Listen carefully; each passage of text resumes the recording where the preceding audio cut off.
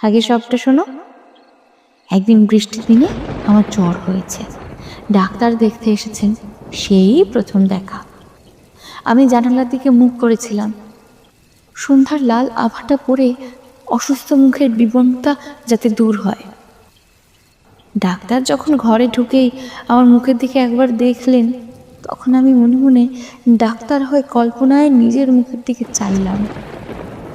সেই সন্ধ্যার আলোয় নরম বালিশের উপরে একটি ফুলের মতো নরম মুখ, অসংযত কোকড়া চুল কপালের উপর এসে পড়েছে, এবং লজ্জায় বড় বড় চোখের পাতা যেন গালের উপর ছায়া ফেলেছে কপালের উপর।